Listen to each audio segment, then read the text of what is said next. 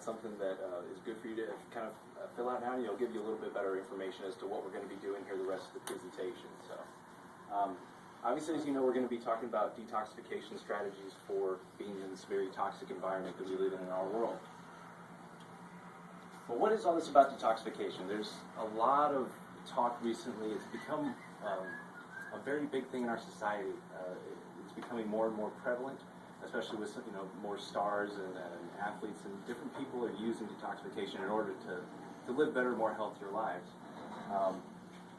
But really, what is it, and kind of how can you separate the myths out there versus the actual facts? So we're going to talk about that. We're going to talk about what a toxin is. We're going to talk about how we're exposed to toxins, and we're going to talk about what the body does when it's exposed to a toxin.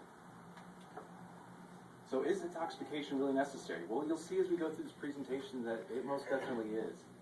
It's the body's natural process that allows it to rid itself of things that shouldn't be there.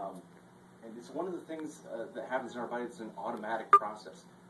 We're created to have our lower functions, like these, need to be dealt with unconsciously, because we can't be thinking about things like breathing and blood pressure and digestion, things like that. Detoxification is one of those types of things that we don't have to think about. It just happens because it's that important. So toxins, what are toxins? A toxin is really any compound that could have detrimental effects on the cells of our body, or anything that could, if we're exposed to it as an organism, could bring us harm or possibly kill us. So there are two different categories. We have endotoxins and we have exotoxins. An exotoxin, kind of like it sounds, is a toxin that we're exposed to from the external in. These would be, some examples of these are heavy metals, things like lead, cadmium, mercury is one of the big ones that we hear a lot about today, arsenic, and aluminum is another one that we're exposed to a lot on a daily basis. Another example are drugs. These can be illicit drugs, but they can also be pharmaceutical drugs. We'll see kind of the part that pharmaceutical drugs played in detoxification research here in just a couple minutes. Also looking at chemicals, different chemicals we're exposed to, cleaning chemicals, different aerosols, things like that. All of these are just not good for us, and they are toxic to our bodies. Also food additives. This is probably the biggest category where we are exposed to toxins. We'll talk a lot more about food additives and different things that we ingest without even realizing it.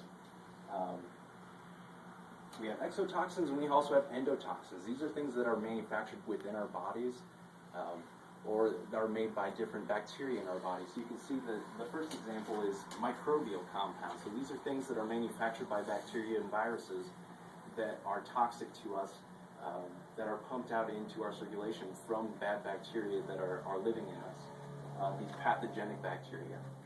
These can be carcinogenic, some of them, or it can just be their own endotoxic or exotoxic chemicals that they produce. Another thing that's also something that is toxic to us is metabolic end products that build up after different metabolic processes that are occurring in the body. These things need to be removed and taken care of from our body. And you think about, you're constantly burning energy every single process that your body does. So this is something that's continually ongoing, needs to be detoxified. Also, any excesses you have, specifically neurotransmitters, things that signal within our nervous system, and also hormones. These things, the way the body deals with them getting out of hand is by detoxifying the ones that are in excess, so that we keep the levels within a manageable amount and don't mess up the chemical balances of our body. So after going through all that, some of you are still probably kind of skeptical. I'm really not exposed to toxins, am I? Well, let's take a little bit closer look at some specific things. Any of you use cosmetics? Lots of toxins in those. Dental and amalgam fillings, lots of mercury associated with that.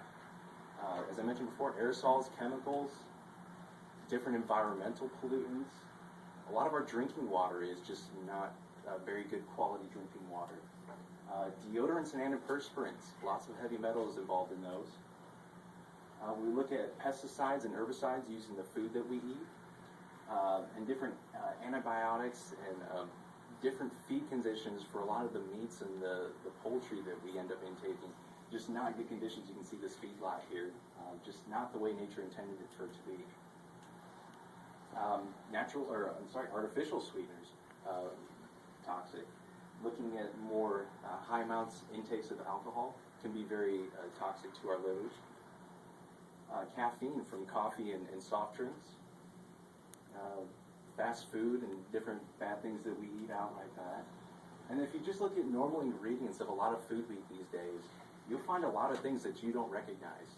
We'll talk about that a little bit more here soon, and a lot of these things are toxic to us. So I can say that most of us are exposed to toxins pretty much on a daily basis, if not minute-to-minute basis. So to tie this in with a little bit more about health and how this can develop chronic conditions, there's been many studies done that tie in certain environmental pollutants and different chronic conditions that we develop. This first study here is between diabetes and persistent organic pollutants. Shows a strong correlation there. And then these next two studies are with BPA, which is a chemical that's found in a lot of our plasticware. And you can see how it's associated here in this one study with avoidable mortality. And in this next study here with cardiovascular disease, type 2 diabetes, and liver enzyme failure. So lots of things that have been tied in. This is just a few studies. There are lots and lots more out there tying in more and more toxins with more and more different conditions. Exposure to heavy metals, and this is from the U.S. Environmental Protection Agency website, talking about fish consumption advisories, technical fact sheets on lead, and then also fact sheets on cadmium. And this is just a small percentage of the information that's out there on toxic metals in our system. And fish is probably one of the biggest things that's come out here recently, that many of the fish we intake are contaminated with mercury, which is just a horrible, horrible neurotoxin to us. So being careful about the fish we eat is something we need to be careful about. Also the fish oil supplements we take, I wanted to mention that too. So we are routinely exposed to heavy metal toxins through food, groundwater, and industrial waste. And again, I told you we were going to talk about food. The growing number of ingredients in food actually aren't food anymore. It's important to read the labels and look and see what's really in there. This is from a recent product that just came out that you add your water to enhance the flavor. I know you all can't see this, but many of, aside from water, really you don't recognize any of the other components that are in here. And there's a lot of yellow dyes, a lot of red dyes, and a lot of artificial sweeteners, just things that aren't healthy and can be toxic to us. You take a look at this one here. This is actually a nutrition company's substitute for a Twinkie. And this is an actual Twinkie. You can see there's actually more ingredients in the substitute. And when you take a look at some of them, they added in a lot of junk in order to take out the sugar content. And it's almost healthier to eat a Twinkie. It looks better because there's less calories, but it doesn't necessarily mean it's better for you.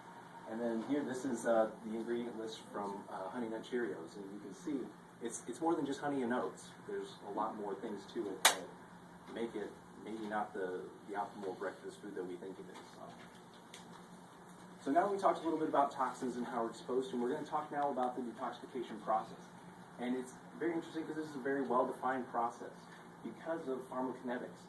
This is a study that is done before any pharmaceutical is released into the market. We need to know how it's going to affect the body once it gets there. And what we really need to know is how quickly it's detoxified from the body. So through pharmacokinetic research, we know that the liver detoxification phase is broken up into two phases, which we'll talk about here in a little bit. But this is right from the Merck manual. This is one of the very highly esteemed literature in the medical community. So describing how this all works. Something else that's come up here recently in pharmacokinetics is how the pH of our body and the pH of our urine affects the toxins that are excreted. You can see here the pH avoided urine varies from 4.5 to 8.0. The variation in pH markedly affects the rate of drug excretion. So the closer we are to being more alkaline, the further away we are from 7 towards 12 indicates that we are more better able to rid our bodies of these toxins. And research also goes on to tell us why there's variance in how things are detoxified. You've heard, of course, about some people take a medication, they do fine on it. Some other people take a medication, they die from it. A lot of this has to do with this.